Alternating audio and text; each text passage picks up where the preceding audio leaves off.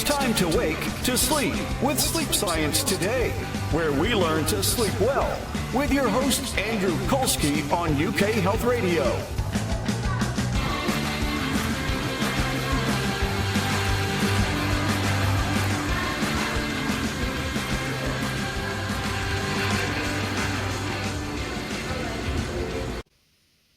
Welcome to Sleep Science Today, the show where we talk all about sleep and the science behind what's actually happening with sleep. I'm your host, Andrew Kolsky, and today we're going to be talking about kids and sleep. We've got Dr. Chris Winter, who is a neurologist and sleep specialist. He's also author of 2 books, The Rested Child and The Sleep Solution, and he also has a podcast, and his is called Sleep Unplugged. So he's the man we want to hear from today. So Dr. Winter, welcome. Hey, I appreciate you having me. Thanks. Yeah, we're glad to have you because the issue of kids and sleep is one that we don't get a whole lot of coverage on. And I think that's because there's even less people out there that are really specialists in that area. And, you know, when we typically on these shows talk about sleep, we're talking about adult issues, we're talking about sleep apnea, insomnia, all sorts of things. And sometimes when people think about kids and sleep, they're thinking about how do you have a young baby sleep through the night, but they don't think about actual sleep issues for children. So I'm excited to have you here because that's something that I really want to delve into.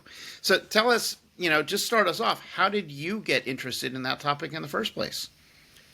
Yeah, so as a sleep specialist, I feel like you feel. I feel there is a very large and disproportionate amount of attention that we pay to adult sleep, particularly adult insomnia. Like that gets all the headlines, it's all the covers, simple tips and tricks to fall asleep faster and get back to sleep if you wake up during the night, and what sleeping pills really work. I mean, that's just, it's ubiquitous. It's all over the place.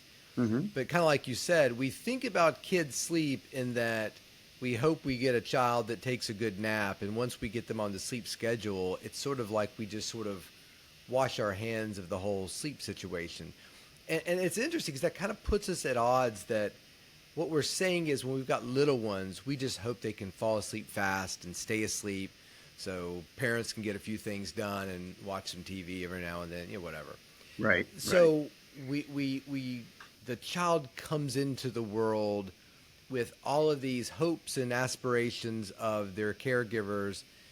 Please sleep a lot. Please fall asleep fast. Please never wake up. And by that metric, if you've got a child who does those things, great, that's fantastic. That's not a great thing for a middle schooler or a high schooler or a kid getting ready to go off to college. The kid who falls asleep all the time, takes tons of naps, never wakes up. So we kind of create this sort of hope of excessive sleep for our little ones because that's what we want. We want to make sure that we're getting our own sleep and the naps happen the way they should and stress is low in our lives.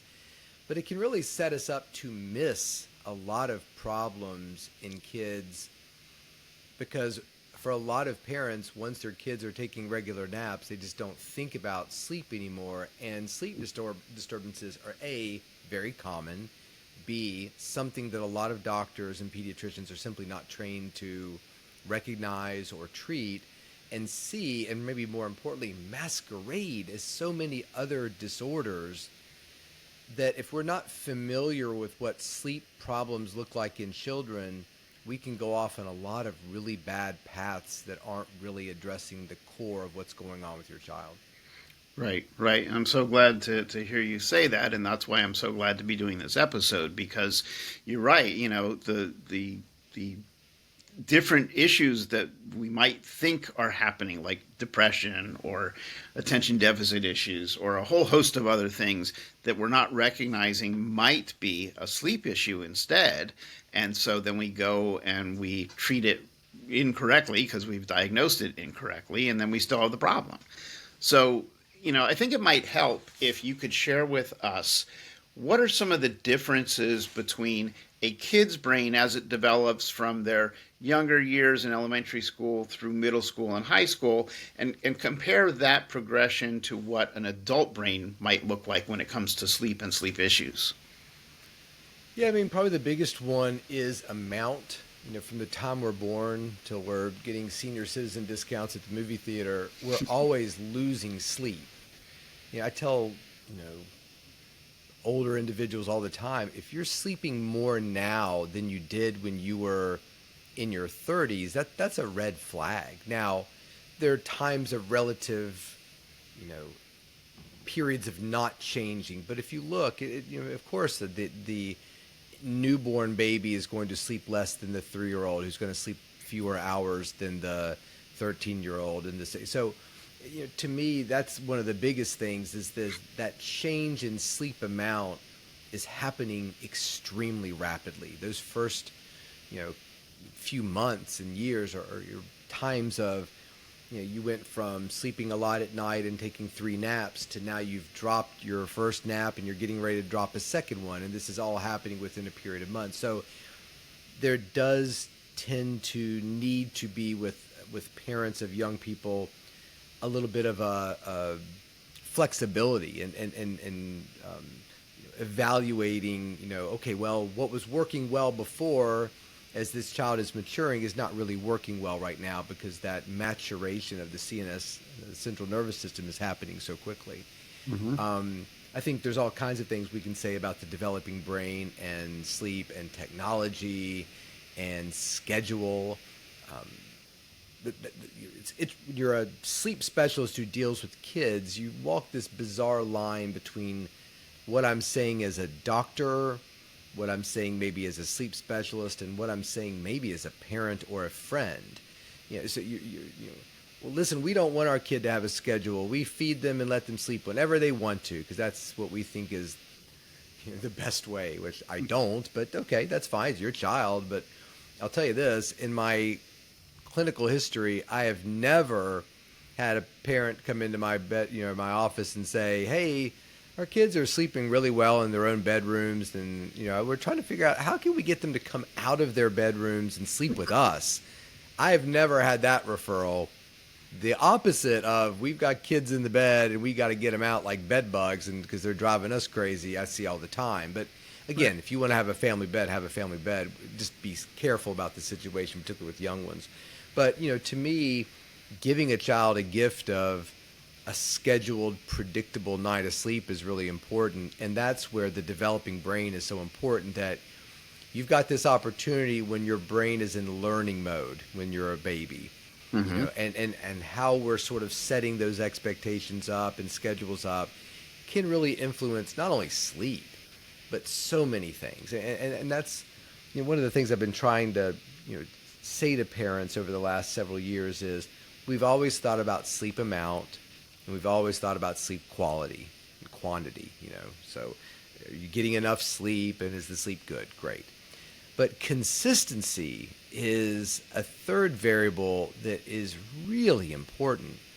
And so trying to help figure out these consistencies when you're a little one really make development so much easier, and learning and behavioral issues are just so much better. So those are the things I think about with the developing brain, that you've got this window of learning that you may not have when they're 17 years old anymore. Right. So take that opportunity. So, all right. So let me follow up on something there, which is, so it's easy, I think, for anybody to see how if they take a newborn home and they're first learning how to manage this new thing that they have, that they don't know, they don't have an instruction book, they don't know what to be doing, and they're trying to make sure the baby is fed, and the crying, and waking at night, and the changing, and all the things that have to be done. Oftentimes, the parents will have the baby right there in the room with them, so they don't have to go, finding them. And then that kind of sometimes evolves into this thing where the kid starts to sleep in the parent's bed sometimes, maybe sometimes on purpose, maybe sometimes because if they don't, it's disruptive. So we can see how these habits can occur, but from you as both a sleep specialist and a parent, if you wrote the manual for that part of sort of setting a child up for proper sleep from the very beginning, what instructions would you give to parents on how to do that? Yeah, so I'll say as a parent and also kind of looking at research, a lot of times things we do in medicine get sort of characterized as some sort of extreme on a spectrum, the cry it out method, which is awful. Like, will you just leave your kid in there to cry for hours? No. We'll put him in there, and if he cries, we wait a minute, and then we'll go in there and pick him up, and then we'll set him back down again. Like, so, so my point being, if somebody said, look, we'll do whatever you think is best, I think creating some sort of schedule is best. Our brains love a schedule. Mm-hmm. I mean, if you look at the military, that's something they've got right. Every day starts at the same time. Breakfast, 600 hours, out to the field, exercise while the sun's coming up, tons of light exposure, social interaction, temperature changes, predictable meal timing, just not taking. So anyway, to me, I would create some sort of schedule. And where it gets interesting is that your child is a unique child that's probably going to have unique sleep characteristics and sleep needs. So it's really about figuring out the schedule that works best for you. I'm personally not a fan of co-sleeping. Mm-hmm. I understand that there is a body of research out there about connection, and sure, the little deer in the woods sleep next to their mothers, and I would say connect with your child as much as you want to during the day. You can sit there and snuggle with them, but when it's time to go to bed, I think that's a gift. That, okay, there are going to be times where we're separated, and I'm going to be right here. I'm just right around the corner if you need me, but I'm going to get you all tucked in and you can sleep by yourself, because that's what's going to happen eventually anyway. Mm-hmm. So to me, having them learn that in a compassionate way is very positive. And sure, they may be upset about it, but sometimes my kid was upset about a car seat. I didn't ever think, well, okay, this is upsetting them, so I'm not doing this. I don't want to ruin my relationship with my kid 30 years from now because of this car seat. They're going to resent me in therapy. Like, no, I don't think that's how that works. Or, I love how they put the candy bars in the checkout aisle, and your kid, as you bring the stroller by, like, they grab all the candy bars, and you take them away and put it back on the shelf, and they start crying. Oh, sorry, okay, yeah, we'll take 30 candy bars. Sorry, I can't do anything that makes my child cry. I don't buy that exactly. Like, I think again, compassion. So you have a schedule. And to me, that schedule starts with observation. How much sleep does it appear your child needs? You can look at National Sleep Foundation norms for age, but in those early months and years, the variance between 2-3-month-olds can be pretty tremendous. Mm-hmm. So to me, the first step is observing. And then it becomes, okay, my child seems to be requiring, 17 hours of sleep, 14 hours of sleep, whatever it is. How are we going to best allot those hours based upon your own schedule, the schedule of your other children, kind of what you want to accomplish? And we come up with that structure, and you stick to it, again, in a compassionate way. Like we would have a nap for our kids, 10 to 11. If they got in, we put them in their bed, and they were in there playing and laughing or shaking the crib or whatever, and then they finally fell asleep at 10:40. I woke them at 11. I'm not mad. I didn't go in there angry. I was like, hey, you had the chance to sleep from 10 to 11, and you played and shook the crib and laughed and giggled or cried, whatever, and now it's 11, and 11's at the end is the end of our nap time. Mm-hmm. Because at some point it's kind of like school. School starts at 7. So your kid's like, I'm tired. Okay, well then we'll take you at 9:30. Right. I guess you could do that, but you probably don't. You're probably like, look, I'm sorry, you got to get up. This is when school starts. So I think it's okay to have these little quiet expectations of children, because then what starts to happen is they start to understand, these are my opportunities to sleep. These are my opportunities to nurse. These are my opportunities to whatever. And they start to kind of create that predictability. And one thing, again, I remember I used to work at a camp for kids with medical illnesses long, long time ago, where we would have the kids eat, and the kids with diabetes would come to us and tell us what they ate. We'd give them insulin. Fast forward many, many years, I went back to work there as a doctor because they were clearly shorthanded, because who wants a sleep doctor working at a medical camp with kids with real medical problems? And I was kind of getting ready to do this. They go, oh, no. we give the insulin first, and then the kids go eat. I'm like, well, what if the kids tell you they're going to eat a whole bunch of stuff? You give them insulin for that food, and they don't eat it. Like, yeah, that's a problem. But we've just found that the body predicting the meal rather than responding to the meal is so much better for them long term. I think that's exactly how it goes with sleep or anything. Your body wants to predict the sun coming up in the morning and temperature rising and interacting with the family and predict the exercise at the gym and the meal and the sleep. When we respond, Right. oh, candy bar, 2 o'clock in the afternoon. Okay, I'll eat that. That's a problem for the body versus, no, I eat a candy bar every day at 1 o'clock. Your body knows it's coming, so it's respond. So to me, I think of sleep in a young baby that way, that if you can get your baby on a schedule where it's not responding to the environment, it's predicting the environment, it's just much better for everyone involved. Wow. I like that, and I like those examples because they make a whole lot of sense and put it into perspective. Let me stop us here real quick because we've got to take a commercial break, but we'll be right back, and then I've got some other questions that I know the audience would love to talk about. So we'll be right back on Sleep Science Today. I'm your host, Andrew Kolsky. We're talking with Dr. Chris Winter. You're watching Sleep Science Today. If you enjoy our show, please help support us by pressing the like button, subscribe to our channel, and hit that notification bell. It'll really help us get seen, and it'll help you stay informed. Okay, welcome back to Sleep Science Today. We're talking about kids and sleep, and I'd really like to get into some common issues that as a sleep doctor you see with kids. Now I'm talking elementary, junior, high school age, let's say, where eventually the kid comes to you. There's been some kind of problem going on. The parents don't know what's happening. Maybe the pediatrician didn't know either. And then you start to see an actual sleep issue. What are the common types of things that you might see in kids of that age? Yeah, I think there are several. One is a kid that can't sleep, which if I could eliminate one phrase from the English language, it would be can't sleep. There is no kid that can't sleep. There is a kid that isn't sleeping the way you predicted they would. They're not sleeping on the schedule that you've laid out, even though it worked well for your first two kids. It's not working well for this one. So to me, that's probably one of the more common things that we see, because it's not only affecting the child, it's affecting parents as well too, teachers, etc. So, coming up with better solutions than, we took him to the pediatrician. They said, just give him melatonin or some sedating drug. Like, that's sort of the knee-jerk response, and sort of the most base sleep medicine is, my kid won't sleep. Well, I'm a pediatrician. I have 7 minutes with you.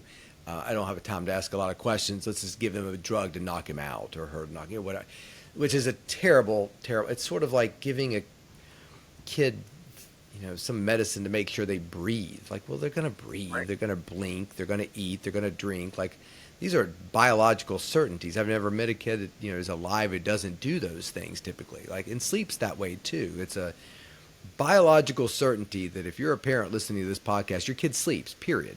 Now, here are the interesting questions. How much are they sleeping? What is the quantity they need? And it might be very different from the quantity their friends need. Sleep's a bell curve. With every age, there is a bell curve distribution of sleep need. Mm-hmm. Your kid may not fit that bell curve. They're on the far left. They need far fewer hours, or they may need more, which will get me to a different topic in a minute. So to me, it's a much more complicated thing than something's wrong with my kid's brain and won't let him sleep, so we knock him out at night. Right. And the uncomfortable thing is sometimes I'm like, wait a minute, you've got a kid who's what age, and you've got him going down to bed at 6, and your wake up time in the family is 7, so that's 13 hours, and you're wanting them, and they're taking naps too, so 14, 15. This is so much sleep opportunity. There is no pathology here. There's nothing wrong with your child. You're just asking your child to sleep way more than what they're capable of sleeping. So to me, diving into those things can be really helpful, because a lot of medical, pediatricians, they're not doing these types of things. They're not trained to do it. I think 25% of pediatricians never gotten a minute of sleep lecture in their life. They have no idea what you're talking about. Right. The other group that we see that's more concerning to me, because I think it's a much bigger red flag, is the hypersomnia child.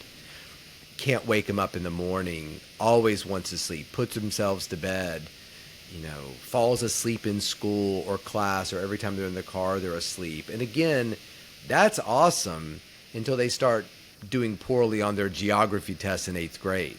Right. In fact, those are the kids that all the other parents are, oh my gosh, I wish my kid slept like your kid. You're so lucky. Yeah, because your kid has a sleep disorder. And so that excessive sleepiness feels awesome when they're 5, when they're 15, and you're looking in the dugout of their Little League game. They put their glove down on the bench and they're asleep. That's an issue. So hypersomnia to me is a real flag that I like to carry, because if you can identify these kids early and understand that they may or may not be depressed, but their main problem is excessive sleepiness, not mood, not attention, concentration, behavioral outbursts. They're just tired. Mm-hmm. They're really tired. Tired beyond what you could ever imagine they could be. And that's where these other things that you're witnessing are coming from. Mm-hmm. So I've been really buoyed by the fact that school nurses and pediatricians and the community that I think is the best in terms of what they've done over the last decade is the psychiatric community. That community has really started to understand that sleep disorders are in their populations, and they're not only confounding their treatments, but they're masquerading as things that they thought were bipolar or depression or anxiety. And I get so many referrals now from psychiatric care providers. I think they're killing it. Wow. And I tell people all the time, you don't have to be right. You send me somebody, I think this person has narcolepsy, and you send them to me like, no, they don't have narcolepsy, but awesome that narcolepsy is in your differential diagnosis, that you're just thinking about that. That's all. You don't have to be right. Just have the thought that, oh, maybe there's something wrong with their sleep. Ask some questions about your sleep. Doctors typically don't ask about sleep. Right. You have 7 minutes with a patient. How's your sleep? Well, there went your 7 minutes. Right. You're done. You're over. You're behind at that point. So those are the two big groups we see. Excessively sleepy or difficulty sleeping, thrash around in the bed, scream at night, eat stuff. Maybe having seizures at night. And what I always tell people is, if you have any concern as a parent about your child's sleep, talk to your doctor about it. Like, I want to see a sleep specialist. Mm-hmm. And just talk. It doesn't mean you're going to have a sleep study, but kids love sleep studies. They get to dress up like an astronaut. I mean, most kids are really pretty fired up about it. But, most of the time we're just talking about their sleep. There is no sleep study necessarily at the beginning. There may eventually be one, but you're never going to be wrong bringing up sleep with a provider. Mm-hmm. Well, I'm so glad you say that, because that is an issue that is so important, not only for your MDs, but also for your psychologists, your mental health counselors, all that. There is no training in school about anything related to sleep. And so, you can have issues that are right in your face, but if you're not trained to recognize it, you don't see it.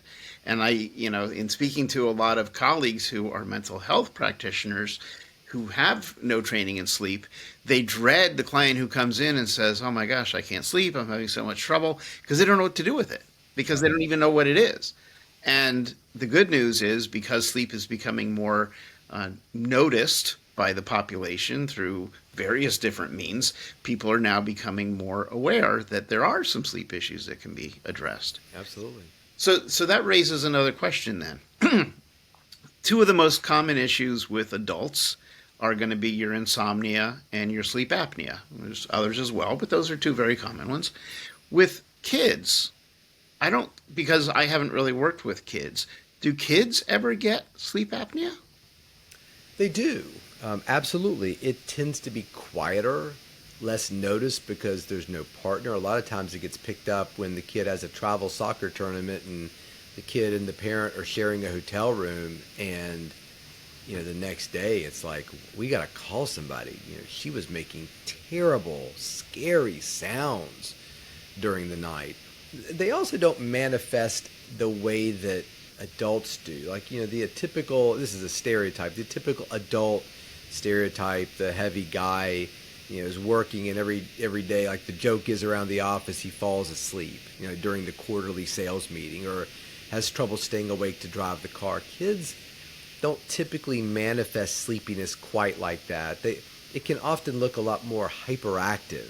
It's almost like the kid is uncomfortable with the feeling of wanting to fall asleep. So let's, tap on a table or pull somebody's hair or play a game on a phone or do something, even getting into trouble creates, now the teacher's yelling at me and I gotta go see the principal. Now this is exciting. This is waking me up. So there's a lot of sort of nuance when it comes to that.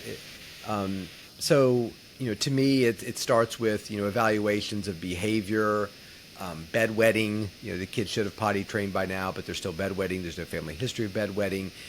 Sudden drop in academic performance, a drop in growth progression. They were in the 90th percentile height and weight, and suddenly they're really kind of dropping off as their school performances go down. They're wetting the bed, their behavioral outbursts. Like, most people aren't thinking, oh, well, yeah, that sounds like sleep apnea.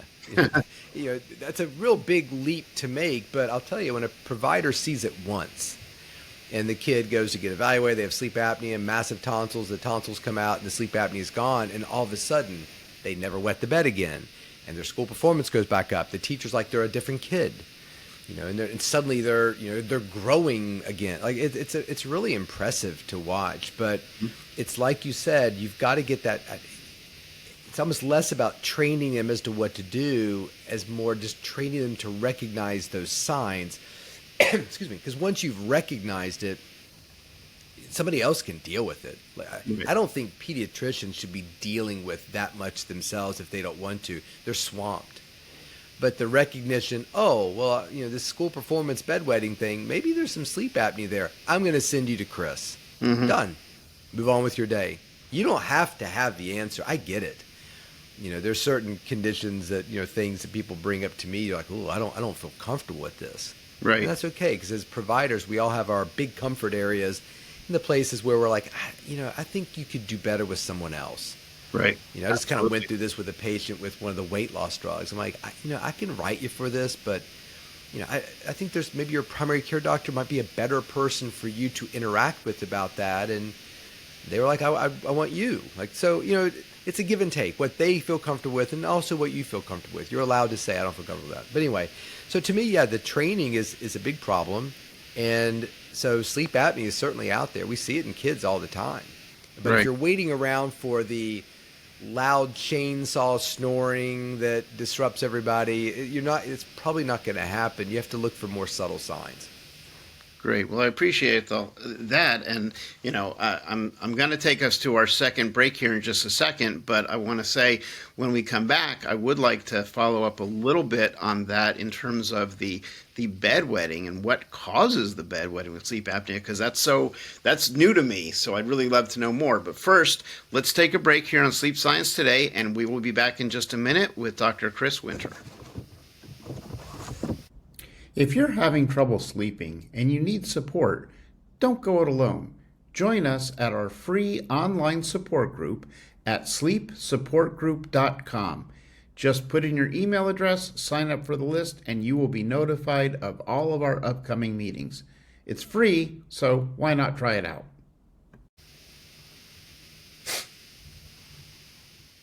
All right, welcome back to Sleep Science Today. I'm your host, Andrew Kolsky. We were talking about kids and sleep apnea, and an interesting thing that I have never heard before, because I haven't dealt with kids and sleep apnea, is bedwetting as a sign. What brings that about? Yeah, bedwetting is not as uncommon as people think it is. It's obviously not something when you're, having some drinks with some people watching a ball game. Funny thing, I wet the bed last night. Like, it's probably, it's kind of embarrassing. It's something we associate with little kids. So if older individuals have it, it's probably not something they're going to talk about a lot, but we see it quite a bit in the sleep clinic. Mm-hmm. And really anything that disrupts sleep quality can lead to bedwetting. So for children, sleep apnea is often a big one where they're having breathing disturbances that are interfering with the flow and the depth and the continuity of their sleep. So when they have these breathing disturbances, they can sometimes lead to episodes of enuresis or bedwetting. Enuresis is a fancy term for bedwetting. So anytime somebody is, little babies, potty trained, and they're going for a period of time and they're not having accidents, and suddenly, sleep's kind of strange, or waking up a lot during the night, behavior's off, and the bedwetting has come back, that can be a clue that maybe something's going on with sleep. We get a lot of urological referrals because the urologist is always the first stop. And the urologist takes a look at this 7-year-old. It's like, oh, they're fine. Maybe there's something going on with their sleep, so they refer to us. I'm a neurologist. I used to always get urology calls when I was the chief neurologist in the hospital, because you can imagine when you call up the operator, I need the chief urologist. It sounds like, so every now and then you're like, I got this Foley catheter's doing weird things. Like, man, you got the wrong. Right. As long as you haven't shoved it so far up there, it's poking their brain, you got the wrong guy. So, right. But so we share that little subset of patients there. And so the sleep study is a great way to kind of look at, are there sleep issues going on? And the kid doesn't have to wet the bed during the sleep study to see it. A lot of times these kids, when you find it, you do the sleep study, like, wow, they've really disturbed sleep because of breathing or leg kicking or nocturnal seizures or acid reflux. I mean, there's lots of things that can lead to disturbed sleep and enuresis beyond sleep apnea. It's just sleep apnea is one of the more common ones. Right. Wow. Okay. So I learned something new. So I appreciate that. Yeah, of course.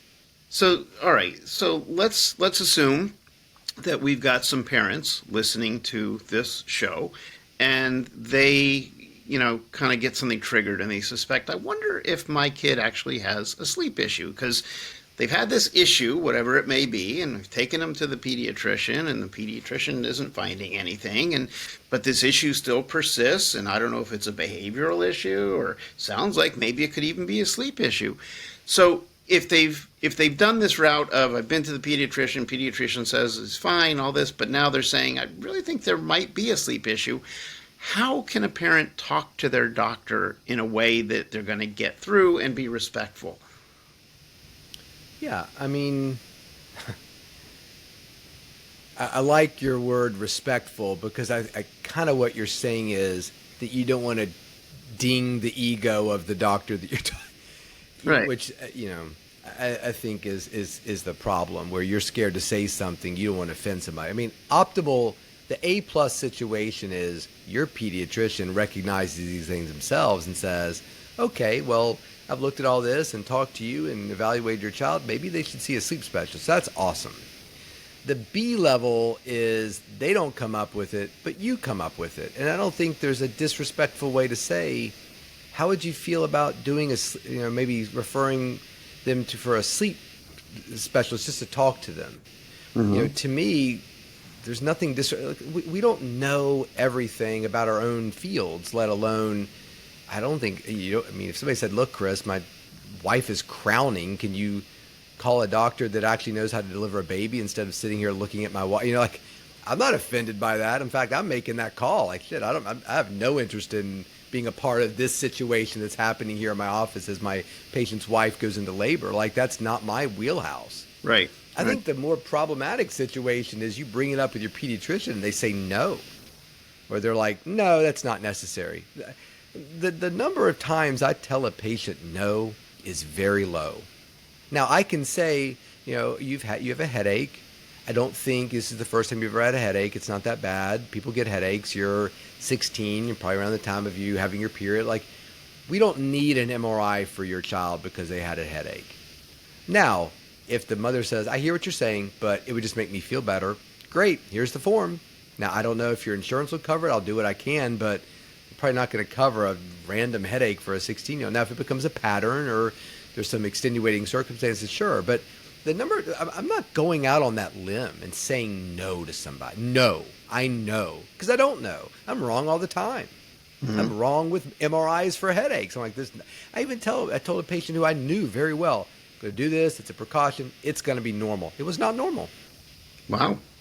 But we did but I said, look, I think we should do this, but it's going to be fine. Don't worry about it. And it wasn't. But it's good that we did it because we caught something very early. So to me, if you're dealing with a pediatrician who says no a lot about things like, I'd like to see a sleep specialist, then great. I think that's a great idea. Why is that a bad idea? What's the worst that could happen here? Why are you saying no to that? So if you've got a pediatrician, I say this on my podcast all the time. If you're asking for a sleep referral and your provider says no, get a new provider. Right. This is a team effort here, Right. So anyway, I don't think that I don't know what the disrespectful way of saying that is. I think you're an idiot. I need a sleep specialist. Okay, yeah, I might ruffle some feathers, I guess. But if you're over and over saying to your pediatrician, I'm worried about my child's sleepiness. I think it's less depression and more sleepiness, and this is the 7th time they've shined you, then yeah, I think you're entitled to say, I think you're an idiot. I want a sleep specialist. Are you going to help me, or should I just do it myself? Right. And then get a new pediatrician. Yeah. No, I hear you. Pride is not a great look for a doctor. Right. Right. As somebody told me, doctors is somebody who read a few more books than I have. Like, that's all we're talking about here. Like just a guy or a gal or somebody like trying to help you manage the medical issues that you're dealing with, your child's dealing with. That's it. So let's just dispense with the pride. We're all just doing our best here. Right. So, I mean, big picture story there is your doctor is a human being. Feel free to talk to your doctor and ask questions, and you may raise something that they didn't think about, and they may say, You know what? You're right. Yeah, I love it. I tell my patients all the time, do you want to see another sleep specialist? Because my thought is maybe they're going to come up. She's going to come up with an idea I didn't think of. Mm-hmm. Does it happen a lot? No. Do my patients take me up on the offer a lot? No. But I like a second opinion. If somebody says, I went to see a different sleep doctor, great. What did they say? They said the same thing you did. I'm like disappointed. I'm not happy about that. I'm like, really? Oh, I'm sorry. I wish they had a better thought because I don't know what to do for you. Like we're at that point where my knowledge is at its end. Right. So anyway, second opinions are always fine. There's nothing to be offended about by that. Good. Well, thank you for answering that. So one other category I want to make sure that we get a chance to cover here is with all this new technology that's out there with the Fitbits and, wearables and so many apps on the phone, are any of those good for kids, bad for kids, indifferent? What should parents think about related to tech? Yeah, I mean, I tend to think of them as being good in their place. I think with everything in medicine, maybe in life, it's finding the place where you're giving it appropriate attention.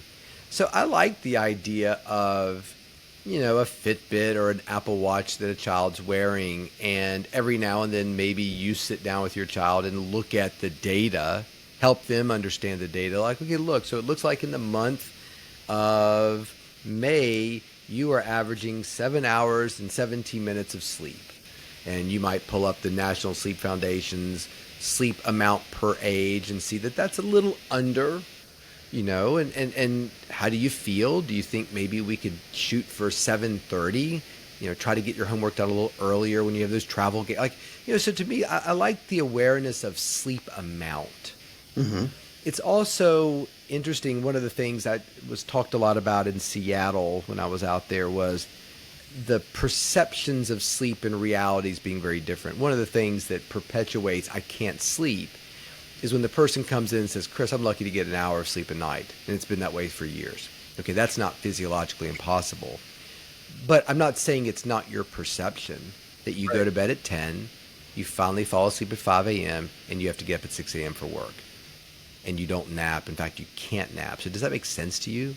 You lived an entire life getting 1 hour of sleep a night, and you're not that tired during the day? Like, that's just logically. Don't you think that's a little... You eat one saltine cracker per day, and you're gaining weight, and you're not that hungry. Is that strange to you? Yeah, it's a little strange. So to me, what I like about the sleep tracker, particularly with a kid, is you can sort of help them start to understand their sleep. It's not fear. It's not punishment. It's just, how are you feeling? And it looks like you're getting a pretty good amount of sleep. Or maybe a child says, it's hard for me to fall asleep. It takes me hours and hours and hours to fall asleep at night.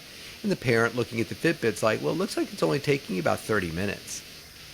Sometimes we feel like we're awake when in fact we're asleep, and that's okay.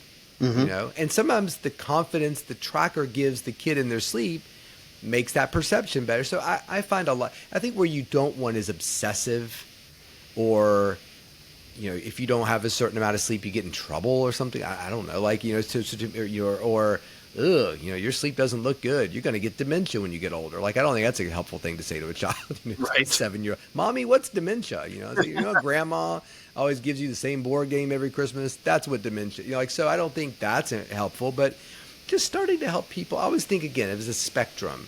Terrified about not sleeping well or something going on, and then over here on the other spectrum is the trauma surgeon who tells me as long as I get 3 hours, I'm fine. No, you're not. That's not a true statement. So I need the trauma surgeon to care a little bit more about their sleep. I need this worried person to care a little bit less about their sleep. My kids, I just want them to be respectful of sleep. Like, it's important, but you're going to have a bad night here and there, or you're going to stay up too late and because your book's so interesting or whatever. That's fine. Let's just try to find a middle ground there. And I find trackers to be a very helpful way to start that discussion. Great. Well, thank you for that, Sure. for clarifying that. So it is actually unfortunate that we have reached the end of our time here, because there's so much good information that you're sharing, and I truly appreciate it. But let me remind the audience that you've got 2 books out there, The Rested Child and The Sleep Solution, and I believe those are available on Amazon. Am I correct? They are. Yep. Amazon. And Audible and Kindle, whatever you want. However you consume a book these days. Fantastic. So if you love my voice, you can find me on Audible, and you can listen to me for 17 hours or whatever it took to read that book. I don't think it was quite that long. Maybe it was. I don't know.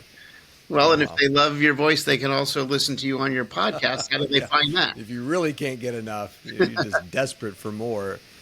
Yes, my podcast, Sleep Unplugged, every week. You can find it everywhere. Okay, fantastic. Well, Dr. Winter, thank you for your time. I really appreciate it. I encourage the audience to reach out and take a look at those books and the podcast. And if you like this show, please join us on sleepsciencetoday.com, where you can sign up for our newsletter, where we give you information and tips and things about the shows that are coming. So lots of good information out there about sleep. Doctor, again, thank you. We really appreciate you joining us. Hey, my pleasure.